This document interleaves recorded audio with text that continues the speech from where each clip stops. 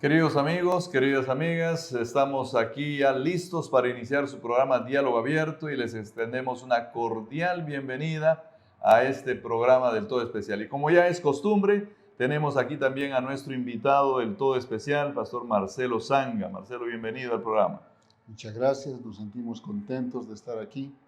Realmente para nosotros es disfrutar este momento de diálogo, es disfrutarlo, ¿no?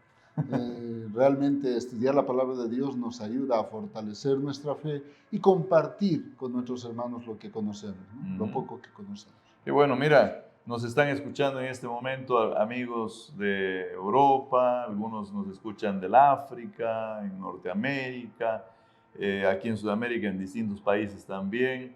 Creo que es bueno hacerles llegar un saludo tuyo para ellos. Sí, queridos amigos, hermanos, qué gusto saludarles, que el Señor bendiga la vida de ustedes allí donde se encuentran.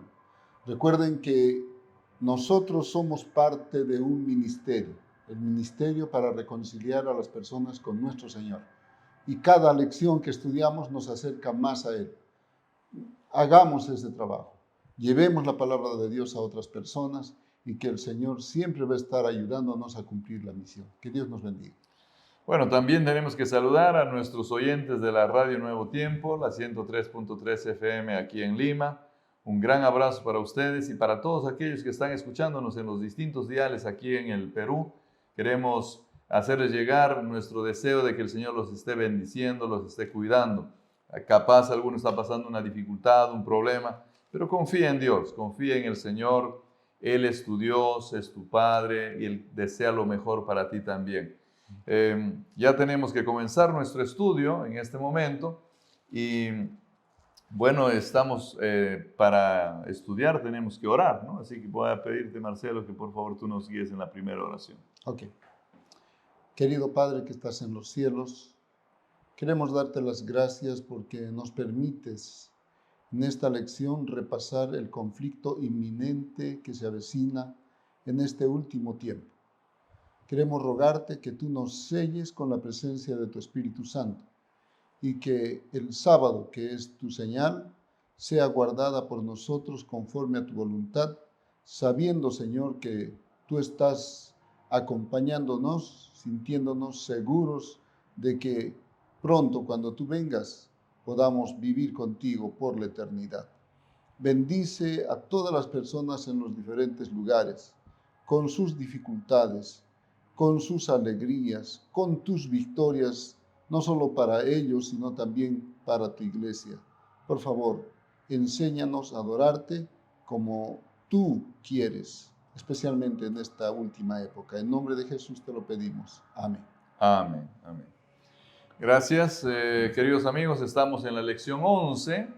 Esta lección la vamos a estudiar el sábado 15 de junio de este año y se titula El conflicto inminente.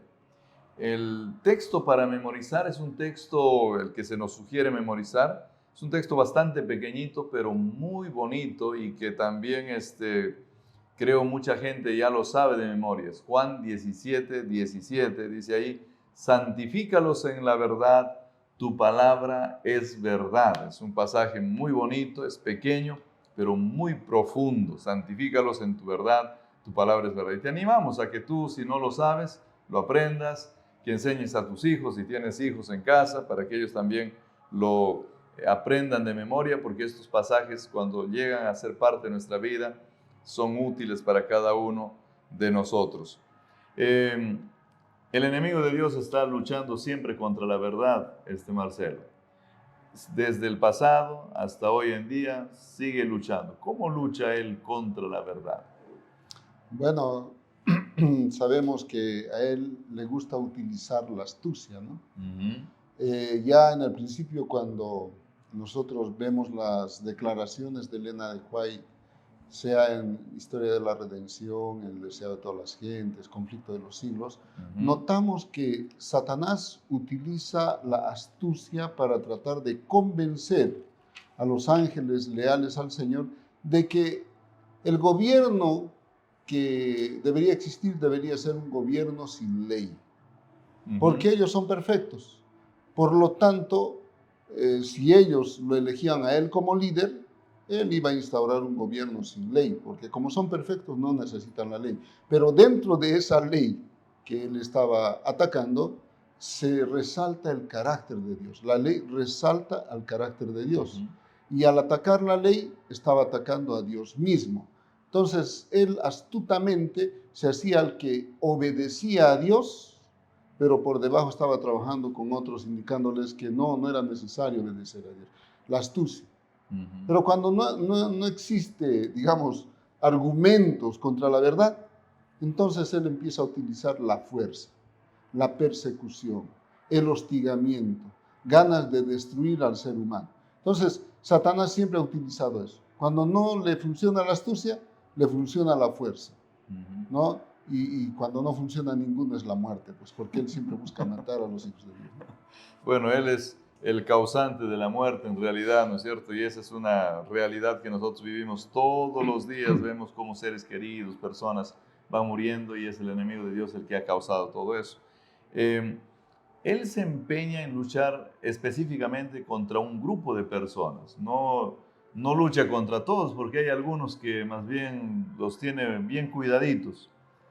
¿Por qué algunos los cuida y contra quiénes lucha? Ok, creo que la lección de esta semana justamente tiene ese objetivo, ¿no? De mostrarnos que la adoración es el punto focal. Y la adoración no es solamente en la lección, sino que vemos la adoración desde el Edén, ¿no? Cuando Adán y Eva tenían que adorar a Dios siéndole leales al Señor y no a la voz de Satanás. Nosotros podemos ver allí el ejemplo claro cuando Eva hace caso a la voz de Satanás, que estaba trabajando a través de la serpiente, y desobedece a Dios. Entonces, la adoración no es solamente el hecho de ir a la iglesia, incluirse en una situación ritual de adoración a Dios, sino viene con la obediencia. Y esto implica toda la vida. Otro elemento que nosotros podemos resaltar allí, que por causa de la adoración fiel, leal, obediente de parte de Abel, ¿no? Llega a ser una especie de espina a la vida de Caín. Y Caín, enojado, porque la ofrenda de Abel fue bien vista por Dios, pero la ofrenda de Caín no fue bien vista, simplemente él se ensaña contra su hermano y lo mata, ¿no? Y allí vemos en esa pequeña historia el resumen de todo este conflicto. Aquel que no es leal a Dios es perseguido por Satanás, que utiliza instrumentos humanos para matar a los hijos leales, obedientes y fieles a Dios. Ahora, entonces el enemigo de Dios está luchando contra los que son leales a Dios, está atacándolo. Ellos serían los que adoran a Dios, ¿no es cierto? Porque ser leal a Dios entonces implica ser un adorador de Dios. Claro, pero, ¿qué otras? Porque mucha gente dice, yo adoro al Señor. O sea, es difícil si tú sales a la calle y le preguntas a la gente, a ver, ¿tú adoras a Dios o adoras al diablo? No sé, tal vez 1 en 1.000.000 te va a decir yo adoro al diablo, pero la mayoría dice yo adoro a Dios. Entonces, si se trata de decir yo adoro a Dios, ya es suficiente. ¿Qué implica esta lealtad de la que tú nos estás hablando? Bueno, adorar a Dios implica adorarlo como Él pide, no como nosotros creemos. ¿No? Justamente en la historia de Génesis capítulo 4, mirando otra vez la historia de Abel y Caín, podemos ver que Dios les pidió una ofrenda. La ofrenda era presentar una ovejita, ¿no? Como símbolo de adoración y sacrificio. Pero Caín se acerca delante del Señor y le presenta los frutos de su labranza. Él estaba diciendo, yo te voy a adorar, sí, pero como yo quiero, no como tú me pides. Justamente la adoración tiene que ser como Dios pide, no como nosotros queremos. Allí está la distinción. Por eso es que el ser humano tiene tantas religiones, tantas formas de adorar a Dios, porque él toma en cuenta que su adoración, es decir, el hombre dice, mi adoración es suficiente, como yo pienso, como yo creo, es suficiente. En cambio, Dios nos pide un cierto tipo de adoración. O sea, Porque, no se trata de hacer lo mejor que yo puedo, sino se trata de hacer lo que Dios quiere. exactamente, lo que Dios me pide. Lo mejor que puedo en lo que Dios me pide. Así Porque tendría yo que también ser. puedo hacer lo que Dios pide, pero no lo hago lo mejor. Simplemente hago como Él quiere. Pero eso no significa adorar realmente. Adorar realmente significa hago lo que Dios me pide, pero lo mejor de mí debe estar impuesto en este asunto, en esta actividad. Yo creo que eso que tú estás mencionando es justo aquello que el apóstol Juan escribe y dice que los verdaderos adoradores, bueno, el Señor Jesús, ¿no? Él escribe palabras del Señor Jesús diciendo que los verdaderos adoradores adoran en espíritu y verdad, y es ese tipo de adoradores que el Padre busca, dice el Señor Jesús ahí, si no mal recuerdo, en el capítulo 4 del Evangelio de Juan. Esta lucha por la adoración, ¿es cierto? Hoy en día es cada vez más fuerte tal vez, y Sí. nosotros lo vemos en filosofías, en teorías, en hipótesis que van saliendo, que de alguna manera van sacando a Dios del lugar, porque para adorar a Dios necesitamos que Él sea el centro, pero la teoría evolucionista saca a Dios. Una teoría en la que no está presente Dios saca a Dios de su lugar y ya no hay forma de adorarlo. Entonces, ¿cómo deberíamos de mirar nosotros estas teorías que hoy en día están presentes en el mundo? A ver, es importante recordar que Satanás ha difundido el error mezclado con la verdad. Pero también el error por sí solo también está siendo aceptado por el ser humano en esta época. La idea del Internet, los medios de comunicación que se han expandido proporcionalmente en el mundo, o sea, bastante, podríamos decir que ha ayudado a difundir el mal. Es mucho más fácil encontrar en estos medios cosas equivocadas, malas, erradas, que cosas buenas que nos ayuden a acercarnos a Dios. Y esto cambia la mentalidad del hombre. Yo podría hablar en el sentido del texto bíblico, ¿no? Santifícalos en tu verdad, tu palabra es verdad. Hay una sola verdad. Cuando tú cambias la verdad, cambia tu cosmovisión de la vida. Por ejemplo, vamos a tratar de hacer algo un poquito diferente en el sentido de, generalmente nosotros explicamos cambio de verdad, que dejas la verdad y entonces te haces daño y empiezas a cambiar. Pero vamos desde el punto de vista que conocemos. Una persona que no conocía a Dios mediante su palabra, empieza a leer la Biblia y entonces empieza a conocer la verdad. Y la verdad le hace libre de todo lo que antes, digamos, conocía, cuestionaba, de repente defendía. Y esa verdad que va conociendo va transformando no solamente sus pensamientos, sino también sus emociones, su forma de ver la vida. Tal vez un ejemplo palpable de eso es que cuando vino Fernando Estal a la zona del altiplano peruano, él impactó la vida de estos hombres que no sabían ni siquiera leer y escribir. Pero cuando impactó la vida de ellos, ellos aprendieron a leer, escribir, aprendieron a leer la Biblia, aprendieron a mirar la vida desde la mirada de Dios.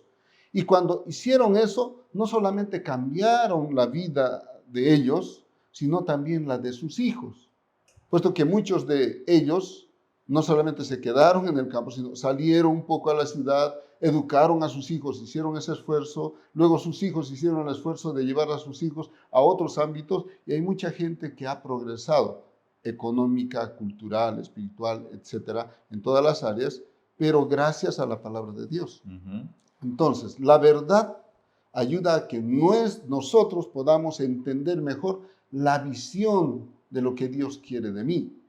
Pero si no conozco la verdad, Satanás nos va a mostrar una verdad. Estaba leyendo Conducción del Niño y decía, ¿no?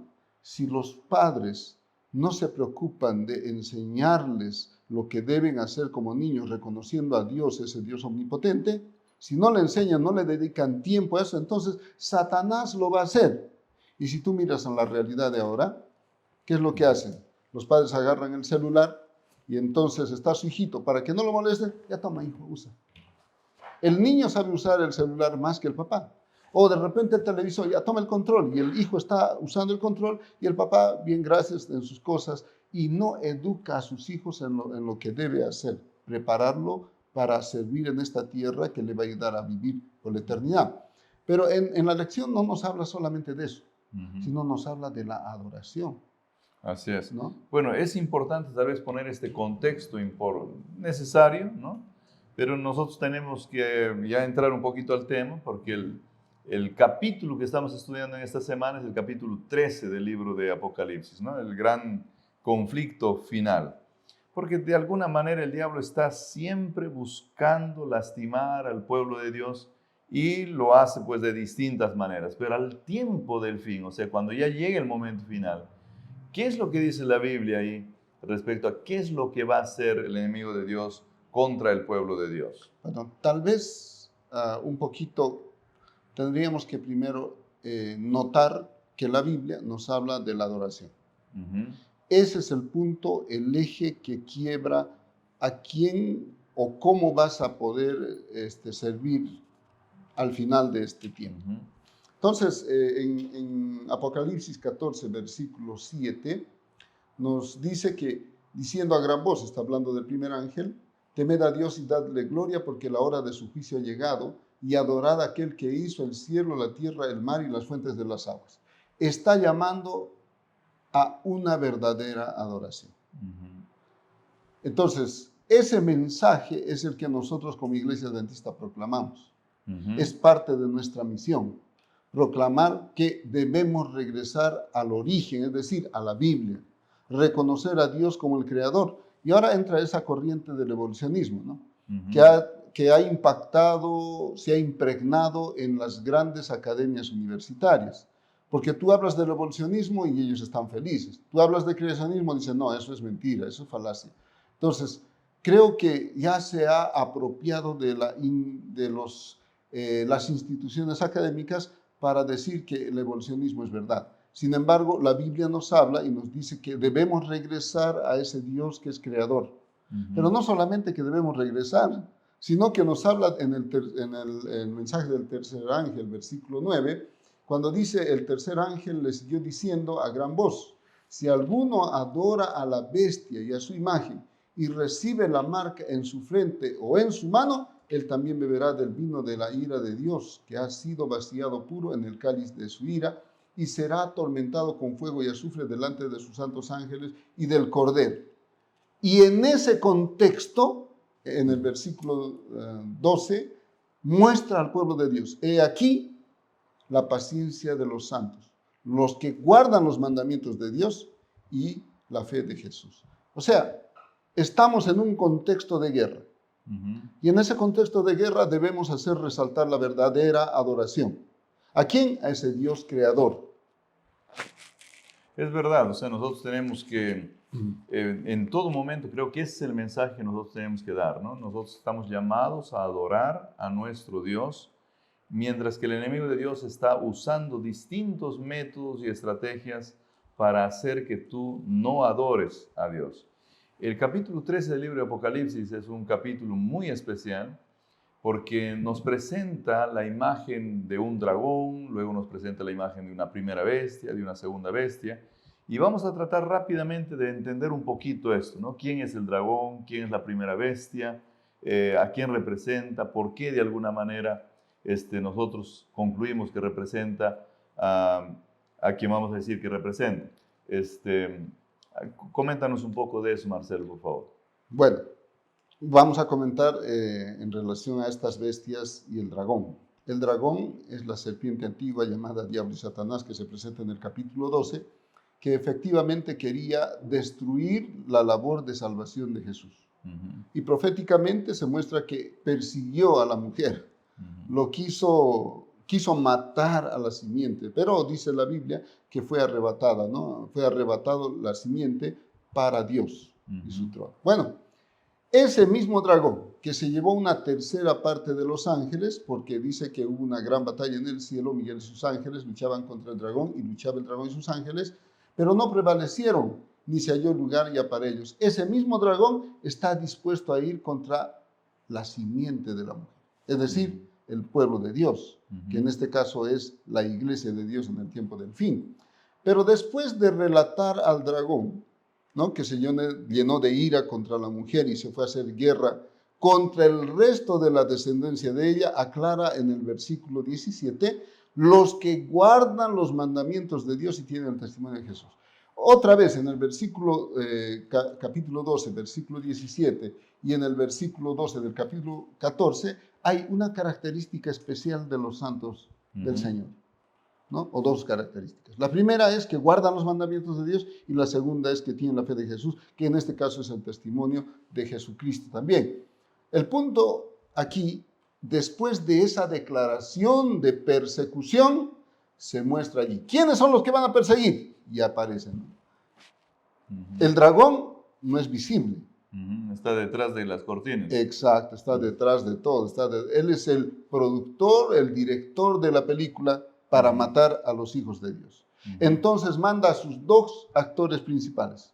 Una primera bestia, que está descrito justamente allí cuando habla de que esta bestia tenía 7 cabezas. Verso 1, estamos leyendo de Apocalipsis, no tenía 7 cabezas, 10 cuernos, y en sus 10 cuernos tenía 10 diademas y sobre sus cabezas un nombre blasfemo.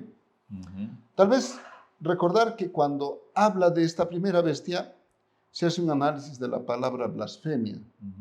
Recordemos nosotros que blasfemia, por lo menos en el Nuevo Testamento, se toma en cuenta que, recuerdan, yo no sé si recuerdan en Marcos capítulo 2, cuando el Señor Jesús había recibido al paralítico y entonces le dice al paralítico, ¿no?, después de mirar la fe de los amigos de él, dice, tus pecados te son perdonados. Y los escribas, los fariseos que estaban allí, dicen, ¿y este?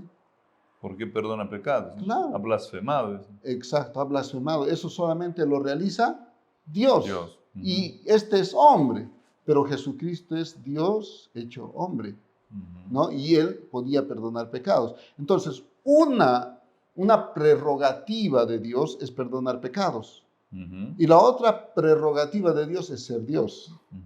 Entonces, en este caso, cuando nosotros miramos este texto, podemos mirar a Roma, no una persona, sino una institución, un sistema, la Roma papal convertida en la Roma religiosa.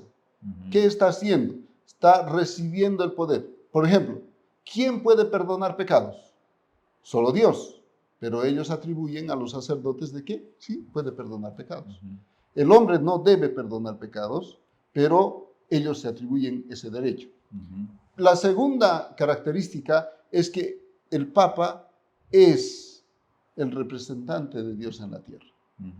Entonces, esas características están demostrando que la primera bestia no es una nación, sino es el poder político, religioso. Es una organización religiosa que está activa en esta época. Pero no solamente eso, porque dice que la bestia que vi era semejante a un leopardo y sus pies como de oso y su boca como boca de león, y el dragón le dio su poder y su trono y grande autoridad. Y nosotros recordemos que ¿cuánto tiempo duró su autoridad? Desde el año 538, gracias, hasta 1798. Por 1260 días, años o 42 meses que está declarado en la profecía. El punto es que durante ese tiempo hizo lo que quiso. Y aquí está declarada la palabra de Dios, que hasta ese tiempo recibió pues poder, trono y grande autoridad. Mató a los hijos que querían servir a Dios. Se le dio, dice, una boca para que hable, blasfemias, ¿no? El versículo 5. Sí. Y se le dio autoridad por 42 meses, ¿no? Así es. Ahora, es interesante que esta autoridad, por lo menos en el caso de Constantino, recordemos la historia. Esta autoridad no fue dada así por así. La historia muestra que todos los hilos estaban siendo manejados por atrás. Constantino decide trasladar la capital del Imperio Romano a Constantinopla, que ahora es Turquía. Pero como queda vacío el lugar, es decir, Roma, porque ya llevó la capital del Imperio Romano a Constantinopla, el obispo de Roma toma el liderazgo de la ciudad. Y él lo confirma, es decir, Constantino en el concilio de Nicea en el año 325 confirma el poder del obispo. Interesante. Pero antes de eso, él es el iniciador, digamos, oficial del cambio del sábado. Yo me gustaría entrar más bien en esta parte porque no es una bestia que solamente trabaja al tiempo final, sino es esa bestia que trabaja al inicio, desde el año 568 y un poco antes, porque se va formando, hasta el 798, donde tiene una herida, porque eso es lo que dice el versículo 3, y vi a una de sus cabezas como herida de muerte, pero su herida mortal fue sanada, y se maravilló toda la tierra en pos de la bestia. Esta herida es tremenda, no le deja avanzar con nada. No tiene poder. ¿Qué año ocurre esa herida y de qué se trata? El año 1798, el general Berthier, que era general de Napoleón, llega al Vaticano y toma preso al Papa y lo lleva. Por lo tanto, al tener al líder apresado, la iglesia también como que se debilita y ya no puede hacer lo que hacía antes. Antes de eso, ellos nombraban a los emperadores.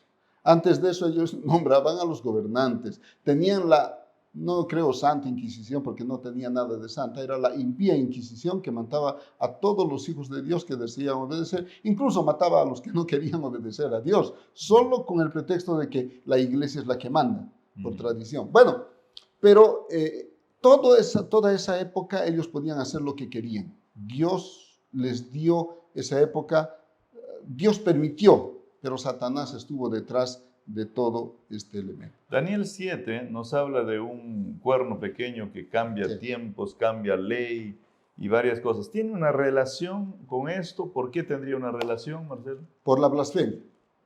Vamos a mirar ahí en Daniel, incluso 8, Daniel 7 y 8, cuando nosotros miramos estos textos, nos damos cuenta que realmente esta bestia es en Daniel 7, versículo 3 en adelante, vio la visión de la noche y aquí con las nubes del cielo veía uno como hijo de hombre, ¿no? Que vino hasta el anciano de días y le hizo acercarse delante de él y le fue dado dominio, gloria, etcétera, etcétera.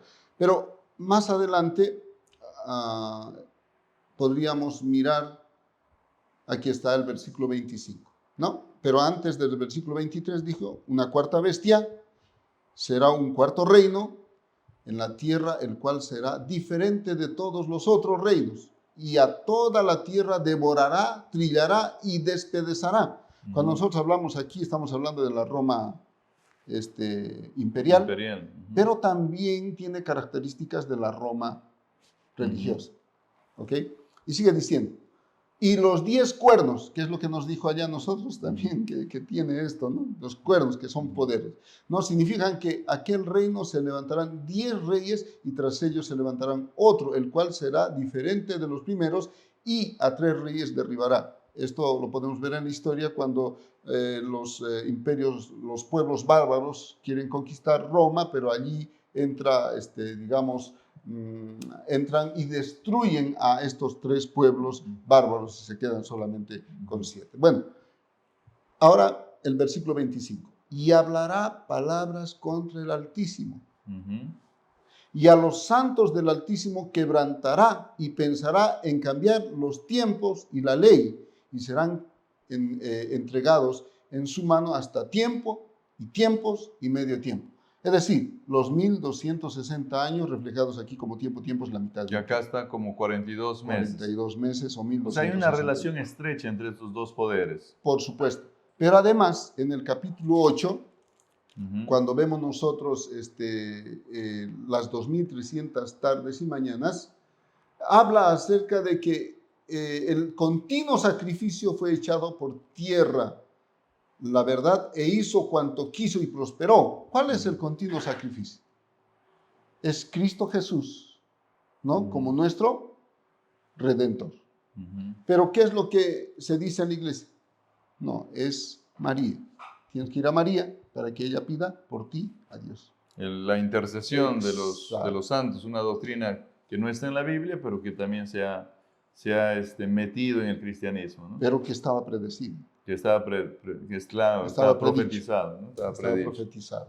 Bueno, Es, entonces de alguna manera vamos cerrando esta primera importante lección, yo creo. Esta primera bestia, entonces tú nos dices que representa la organización religiosa llamada Iglesia Católica Apostólica Romana, ¿no es sí, cierto?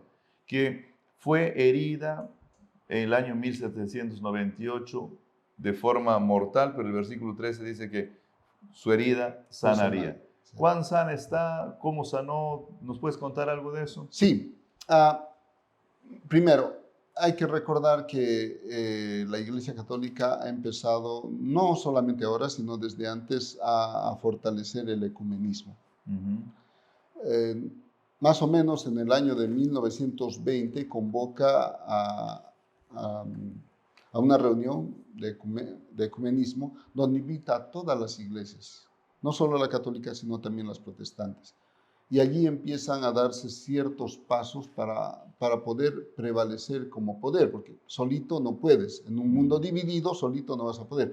Tienes que hacer alianzas. De alguna manera, hace alianzas. Nosotros podemos ver cierto tipo de evidencias, no solamente publicados, declaraciones también, de que la Iglesia Católica empieza a entrar en una especie de relación de invitación, por ejemplo, a los hijos, a los protestantes como hijos separados, vengan otra vez, regresen a la madre, ¿no? Ujú. Se acerca más hacia la Iglesia ortodoxa, tanto griega como rusa, para que estos patriarcas puedan acercarse más a la iglesia. Está adquiriendo poder, por supuesto. Miren ustedes lo que sucede cuando un gobierno no está bien políticamente. ¿Quién interviene para solucionar sus problemas?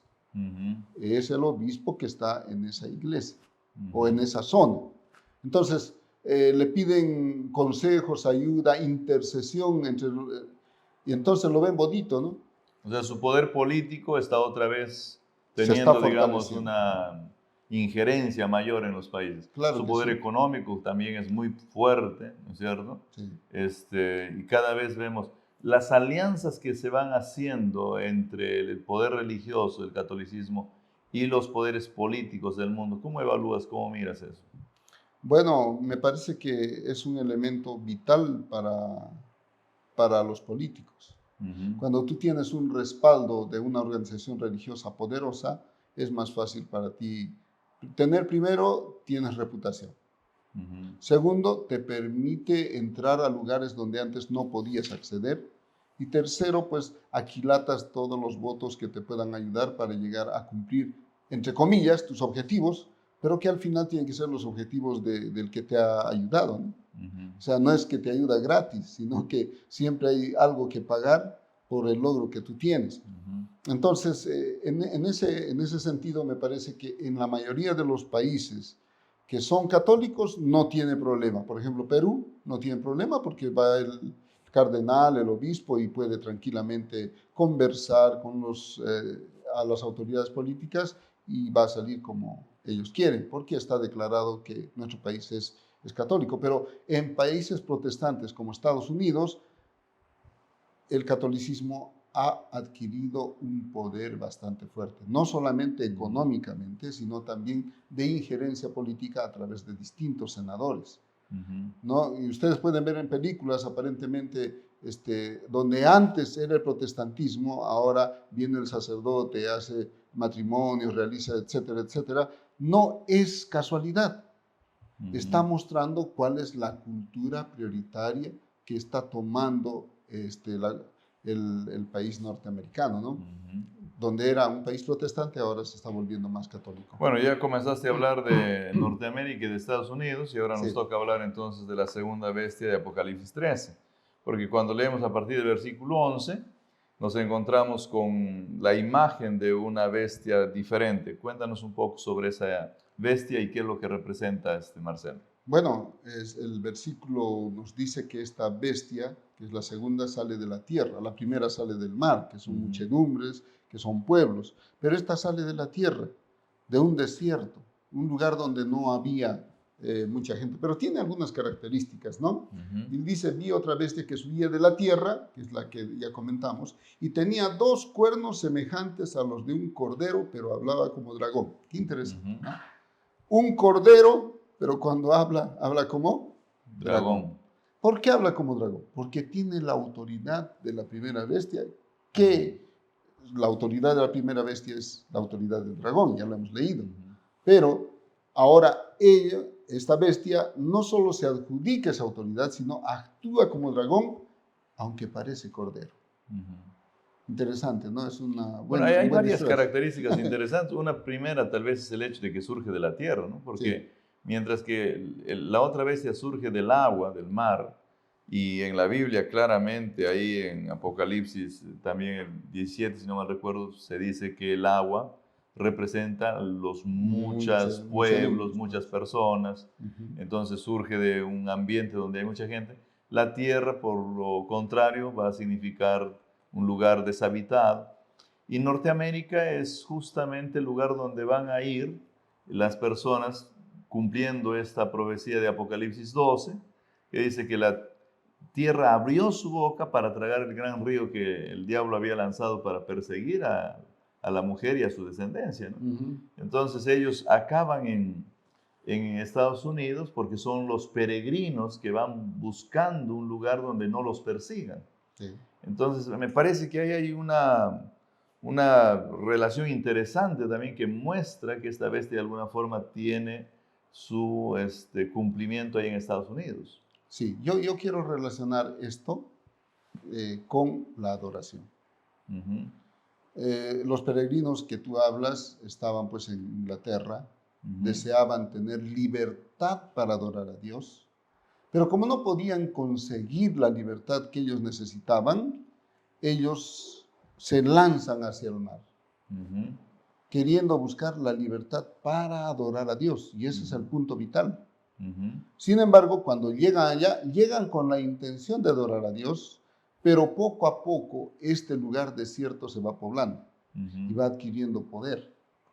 Va adquiriendo poder que para más o menos los años 1700, 1800 ya era una nación que estaba creciendo, pero para principios del siglo XIX ya era una potencia. Ujú.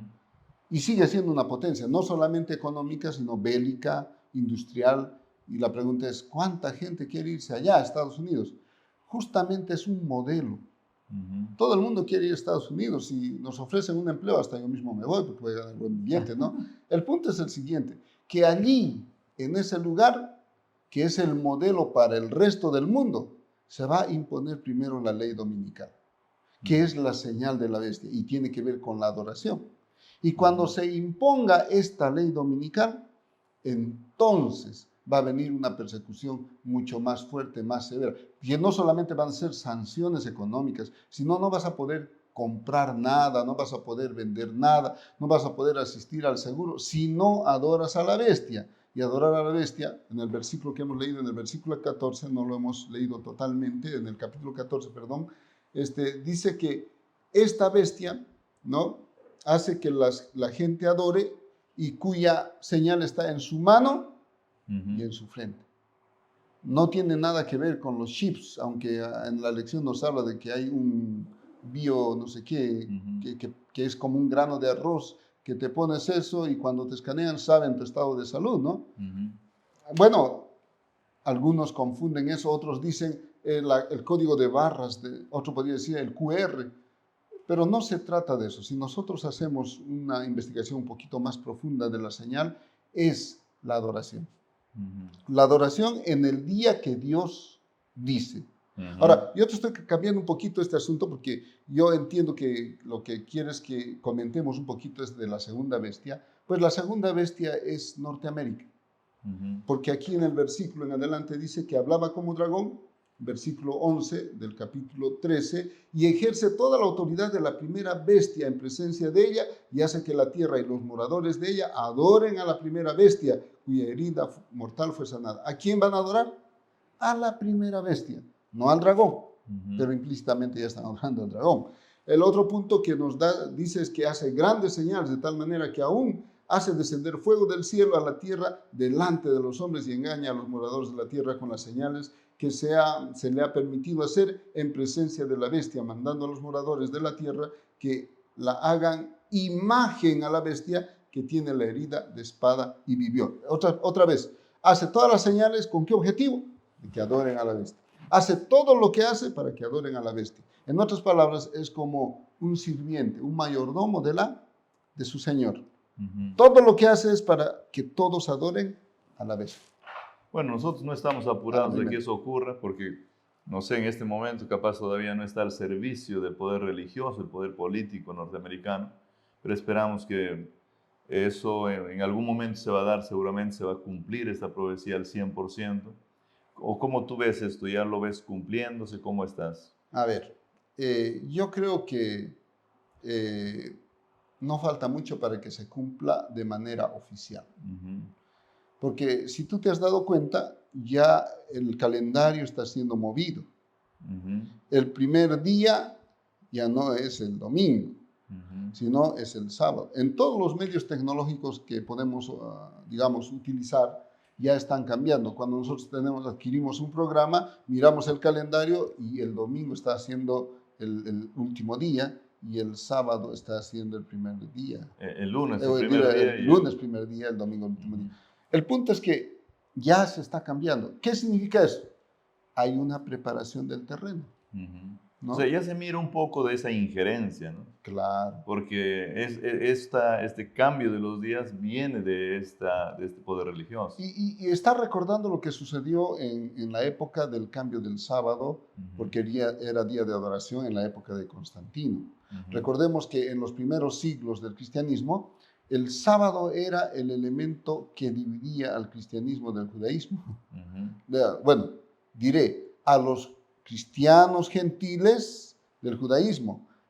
Según algunas declaraciones de Justino, de Tertuliano, ellos dicen que en la semana del planetario, es decir, lunes, día de la luna, martes, el día de Marte, etcétera, etcétera, hasta el día de Saturno, se trató de cambiar de tal manera que el domingo sea el día de adoración, que los gentiles utilizaban para adorar, pero que pase en lugar del sábado, que era el día judío, el cual ellos pensaban que era judío. En realidad no es así. La adoración del sábado viene ya desde la creación, antes del pecado.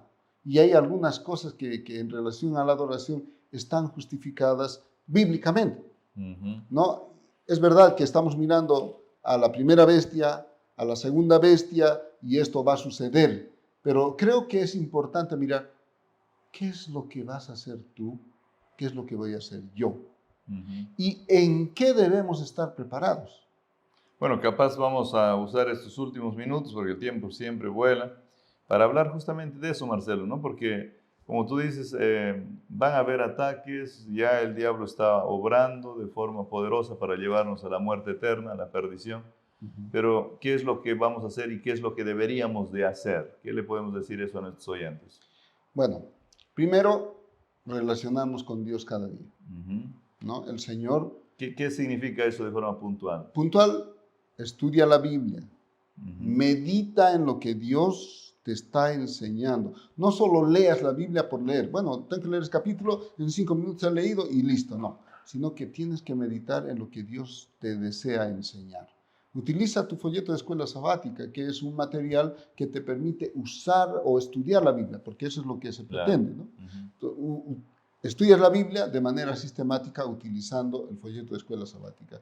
Después comenta con otros amigos, habla de lo que aprendiste, qué piensas, qué decisión tomaste. Miren, estudiar la Biblia no es solamente leer, tienes que tomar una decisión. Cuando tú te vas a la Biblia, tienes que ir con el objetivo de decir, ¿qué voy a hacer ahora para cumplir con lo que Dios pide? Entonces, ese es un aspecto, el estudio de la Biblia. El otro aspecto que no debemos descuidar es la oración. Recuerden ustedes, queridos hermanos, antes que exista la Biblia, ¿qué existía? La oración. Entonces, la oración es vital. Algunas personas oran, oro 3 veces al día, desayuno, almuerzo y cena. Pero en realidad tenemos que orar para comunicarnos con Dios. Otro tipo de oración, ¿no? Es No una oración de relacionamiento, una relación de comunicación. Por ejemplo, en la noche terminé todo mi trabajo y puedo yo estar, Señor, mira, hoy día no me ha ido bien. Hoy día he estado con mi decano y mi decano me ha llamado la atención de algo. Me daba ganas de responderle con palabras para que él se calle, pero Señor, te agradezco porque cerraste mi boca. Ahora entiendo que el decano tenía razón. Yo debí de actuar de esta otra manera. O sea, es un análisis, pero lo estás contando aquí. Adiós. ¿No? Señor, tuve un problema con mi hijo, no me obedeció, pero yo quise imponer mi autoridad y le dije, a partir de ahora vas a hacer esto, si no, no. Pero en tu palabra me dices que tengo que hacer con palabras mis palabras tienen que ser manzanas de oro con figuras de plata. Y qué importante ha sido porque después he conversado con él con cariño, con amor, y él me ha entendido. O sea, ese tipo de comunicación tenemos que tener con Dios. No solamente Señor te pido, Señor te pido, Señor te pido. Todo puro petición nomás, pero no le demuestras lo que realmente sientes. Ese es Y cuando estudias la Biblia, también te da ocasión para hablar con Dios, ¿no? Porque Por ahí supuesto. vas comprendiendo algunas cosas y de eso también puedes ir hablando con Dios, ¿no? Sí, sí. Y también puedes hablar con la gente, es el tercer elemento. Claro. Mira, una vez estaba viajando en bus. Me había sentado, estaba viajando de una ciudad a otra, que el viaje duraba 12 horas. Y entonces yo estaba leyendo la lección de escuela sabática, estaba subrayando, porque dije, voy a aprovechar el tiempo. En el camino no se podía, pero mientras estaba parado el bus, estaba haciendo eso. Entonces la persona que estaba a mi lado me dice, ¿es usted cristiano? Yo le digo, sí. Y empezamos a hablar acerca de Dios. O sea, busca la ocasión. Y aunque a veces no tengas la Biblia a la mano, puedes hablar de tu experiencia con Dios. Entonces estás adorando a Dios. Todos estos elementos son parte de la adoración. No existe en el cristianismo un día, una noche que no sea adoración. Debemos adorar permanentemente a Dios. Cuando comes, cuando duermes, cuando roncas, bueno, si es que roncas, ¿no? Cuando estás tomando agua, cuando... En todas las actividades de la vida. Todo momento. Por eso decía, incluso cuando duermes. ¿Qué sueñas? Porque sueñas lo que ha pasado en tu vida, tus deseos, pero ¿cuáles son esos deseos? ¿No? Entonces, yo creo que es importante. Ahora, yo había hecho algo aquí, traje un pequeño resumen. Yo quiero decirle lo siguiente, hermanos. El sábado es la señal que Dios nos está dando para demostrar nuestra obediencia, lealtad y fidelidad a Dios. Y esa señal, que en el Antiguo Testamento es muy importante, nos habla que nosotros llegamos a entender que el sábado que Dios ha puesto es santo, es una señal santa. No es cualquier día.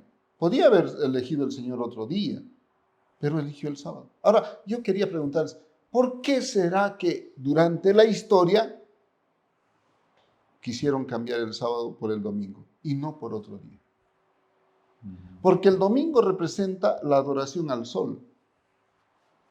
Y en algunos lugares se ha encontrado que a Jesucristo lo ponían como el sol. Entonces, Satanás ha estado trabajando para cambiar el día de adoración porque quiere desviar la mente del hombre en Dios, a la mente del hombre en sí mismo o en otra cosa. También el sábado, por ejemplo, es una señal que impone conocimiento de Jehová, que es su Dios, y también santifica a su pueblo. Es una señal que protege, una señal que guarda. Cuando nosotros adoramos a Dios en ese día, estamos nosotros adorando realmente al Dios que nos ha creado, nos sustenta y nos va a redimir. Hay muchas cosas más que hablar, si no, podemos continuar. Bueno, el tiempo es nuestro peor enemigo. También vamos a profundizar un poco más con seguridad lo del sábado en las próximas lecciones, porque es una señal importantísima para mostrar nuestra fe en Dios. Pero en esta ocasión hemos podido estudiar un tema que es muy importante.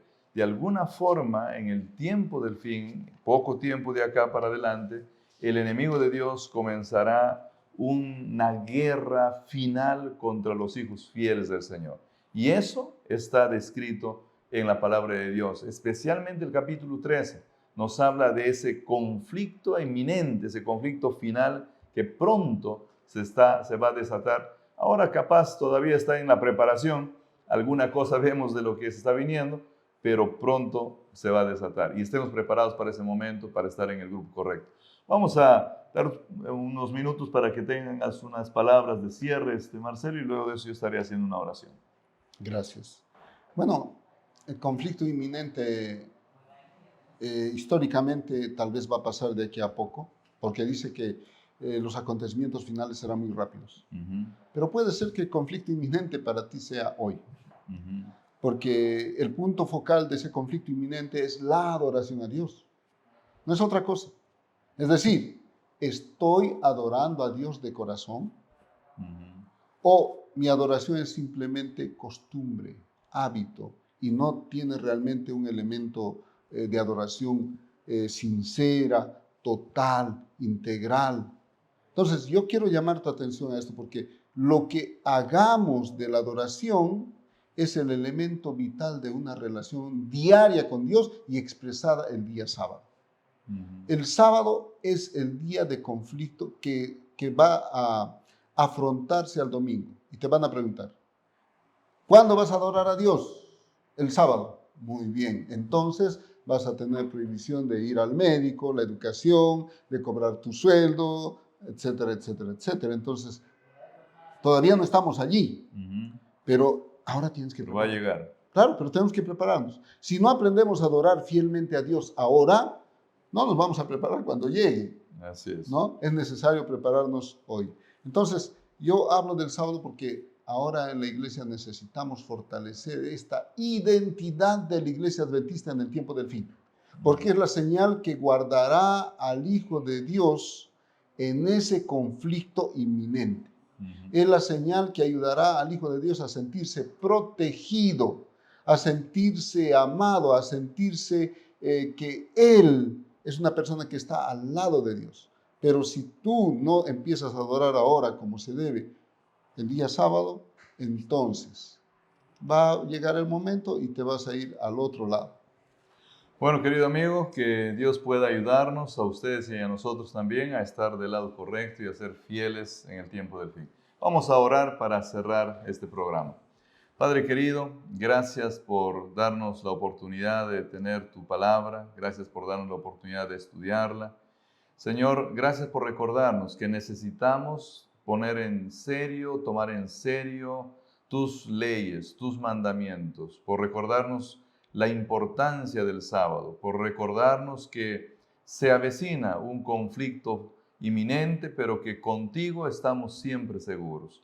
Señor, te pedimos que por favor tú a nuestros amigos que están escuchando este programa o están viéndolo por el canal YouTube, puedas también acompañarlos, fortalecerlos, bendecirlos. Ponemos la vida de ellos y nuestras vidas también en tus manos. Lo hacemos en el nombre de nuestro Señor Jesús. Amén. Amén. Que Dios los bendiga. Este ha sido su programa Diálogo Abierto. Nos vemos la próxima semana.